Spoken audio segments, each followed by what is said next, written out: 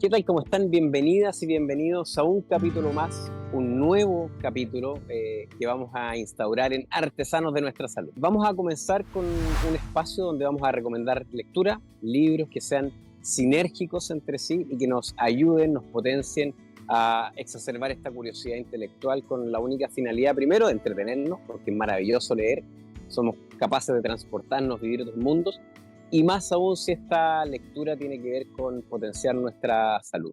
Hemos seleccionado tres autores que se ocupan de observar el pasado. ¿Y por qué es tan importante?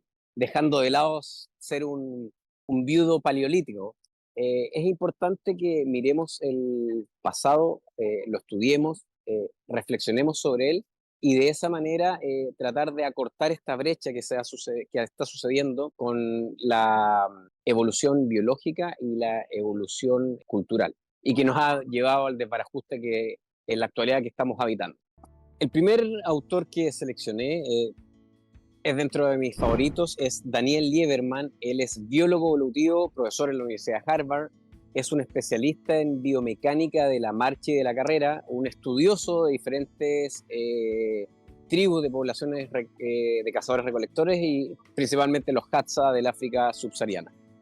En su libro, La historia del cuerpo humano, él se plantea básicamente la pregunta de a qué está adaptado el ser humano, principalmente nuestro cuerpo, desde el punto de vista de la salud y de la enfermedad. Y vamos a leer el siguiente párrafo para que ustedes se vayan ilustrando al respecto y ojalá, ¿por qué no leer a este autor que desde mi punto de vista es imprescindible para entender la situación que estamos viviendo?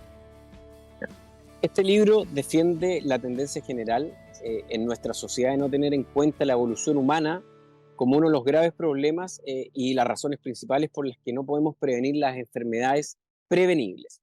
Nuestro cuerpo tiene una historia, más aún una historia evolutiva, de gran relevancia. ¿Por qué nuestro cuerpo es como es? Él se plantea las siguientes preguntas. ¿Por qué tenemos tendencia a engordar? ¿Por qué a veces nos atragantamos con la comida? ¿Por qué tenemos una espalda que puede causarnos dolor? Seguimos evolucionando. Sin embargo, en la actualidad la forma más potente de evolución no es la evolución biológica del tipo que describió Darwin, sino la evolución cultural, a lo que nos referíamos anteriormente, mediante la cual desarrollamos y transmitimos nuevas ideas y conductas a nuestros hijos, a nuestros amigos y a otras personas. Algunos de estos comportamientos, especialmente lo que comemos y las actividades que realizamos, pueden enfermarnos. Es interesante la visión que tiene Lieberman, y en uno de sus otros extraordinarios libros que precisamente no pensaba citar hoy día, pero también lo traje, que es del 2021, Ejercicio, tomándonos de los párrafos anteriores de la historia del cuerpo humano, él cita un estudio que es fantástico, dice más o menos así. En un experimento alarmante, unos investigadores daneses pagaron a un grupo de hombres jóvenes y sanos para que se quedaran sentados como unos auténticos teleadictos apoltronados, andando menos de 1500 pasos al día. Esto es aproximadamente 1600 metros. Durante 15 días. Se quedaron sentados durante 15 días, solamente transitaron 1500, 1600 metros. Como muestran las imágenes de la resonancia, nuestro hombre de las perillas, Germán, va a poner la imagen porque es bastante esclarecedora. Estos hombres acumularon un 7% más de grasa abdominal en solo 2 semanas. De forma preocupante, a medida que estos voluntarios se engordaban, comenzaron a manifestar los signos clásicos de inflamación crónica, como una menor capacidad para absorber la glucosa presente en la sangre después de una comida. No obstante, fíjate con este experimento tan solo se inculpa indirectamente el hecho de estar sentado, es decir, nadie afirma que el mero hecho de estar sentado provocara que estos jóvenes daneses aumentaran de peso, sino que fue la combinación ominosa de la inactividad física más el exceso de calorías lo que les hizo acumular la grasa abdominal sobrante, algo que a su vez encendió el fuego lento de la inflamación crónica. Básicamente lo que nos ilustran estos dos párrafos es que efectivamente la evolución cultural que estamos habitando de manera acelerada y que está sucediendo nos lleva a comer cosas para las cuales nuestro cuerpo no está adaptado y ser de manera cada vez más preocupante sedentario. Recordemos que somos la única especie que no gasta energía en ir a buscar sus alimentos. Otro de los autores que desde mi punto de vista son imprescindibles es Hermann Pontzer. Él tiene un libro fantástico, se llama Quema, Burn en inglés. Él es profesor de antropología evolutiva en la Universidad de Duke, es especialista en bioenergética, él entiende muy bien y ha estudiado mucho el metabolismo en poblaciones de cazadores-recolectores, los Hadza nuevamente, paréntesis, es una de las poblaciones que más se ha estudiado, ¿no es cierto? Para observar el pasado y para reflexionar sobre él, tenemos dos herramientas potentes. Una es el estudio del registro fósil y otra es estudiar las poblaciones actuales de cazadores-recolectores, que cada vez son menos, y entender su relación cultural, lo que hacen, cómo lo hacen, por qué lo hacen. Bueno, este autor, Hermann Pontzer, es un tipo que ha pasado varios periodos en el África subsahariana estudiándolo y sobre todo estudiando el metabolismo. Es un libro realmente buenísimo que todo estudiante o de nutrición, un médico, estudiante de medicina y relacionado al ámbito de la salud deberían leer. Él también, como es habitual, se plantea las siguientes preguntas y recordemos que una buena pregunta científica, utilizando el método científico que instauró principalmente René Descartes, o Descartes en español, en algún momento las vamos a poder resolver. ¿Qué descubriríamos si nos concentrábamos en nuestra propia especie e investigamos cómo queman energía personas de diversas culturas con estilo de vida enormemente distintos? ¿Qué aprenderíamos al trabajar con poblaciones como los Hadza, que conservan un estilo de vida parecido en muchos sentidos al de nuestros antepasados cazadores-recolectores?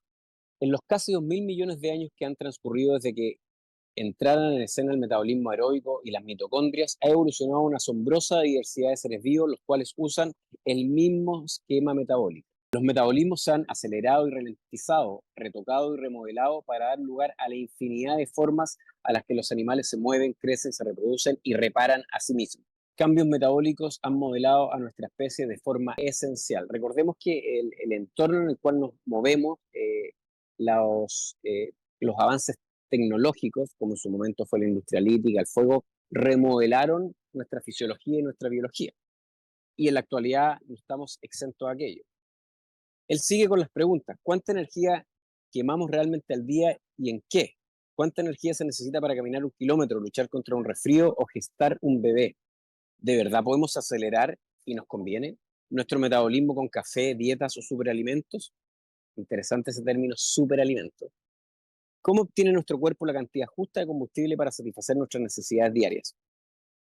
La muerte es el costo inevitable que debemos pagar por quemar energía, el pacto con el diablo que nos da la oportunidad de caminar entre los vivos. Es un libro extremadamente simple de leer, pero súper profundo que recomendamos a todo el mundo. Hermann Pontzer, Quema.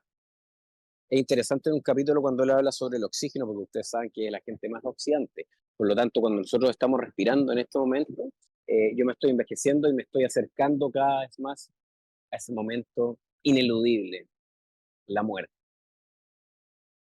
Y el último de nuestros excelentes autores, escritores e investigadores es Marvin Harris, Bueno para Comer, una tercera edición del año 2011. Él fue un antropólogo. Este libro también es fantástico. Tiene diferentes pasajes muy interesantes, pero desde mi punto de vista, el párrafo que viene a continuación es bastante decidor para que ustedes entiendan de qué trata y lo potente de este libro. En grado cada vez mayor, lo que es bueno para comer es lo que es bueno para vender. Interesante. Además, la opulencia ha resultado tener sus propias e imprevistas limitaciones en forma de costumbres alimentarias cuyos peligros derivan no de la escasez, sino de la abundancia excesiva de alimentos. Corremos peligro al habitar una posmodernidad tan plagada, para una gran mayoría de nosotros, ¿no es cierto?, de alimentos de fácil acceso y alimentos muy entre comillas. Los mecanismos que encienden el apetito humano son mucho más sensibles que los que lo apagan. Este defecto genético es una invitación permanente a la industria alimentaria para que sobrealimente a sus clientes. Suena bastante maquiavélico, pero lamentablemente así es. Por último, para comer mejor debemos saber más sobre las causas y consecuencias prácticas de nuestros mudables hábitos alimentarios. Debemos saber más sobre el aspecto nutritivo que los alimentos y debemos saber más sobre su aspecto lucrativo. Solo entonces seremos verdaderamente capaces de conocer su aspecto cogitativo. Tremendos párrafos de Marvin Harris.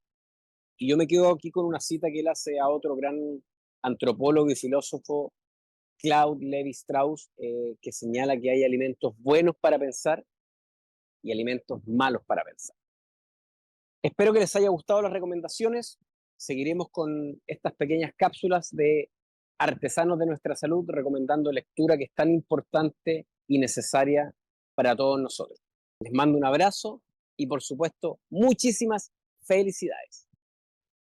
Si este material les gustó, lo pasaron bien, se entretuvieron, denle un like, me gusta y suscríbanse al canal para poder seguir haciendo material interesante para todos nosotros. Les mando un abrazo y, por supuesto, felicidades.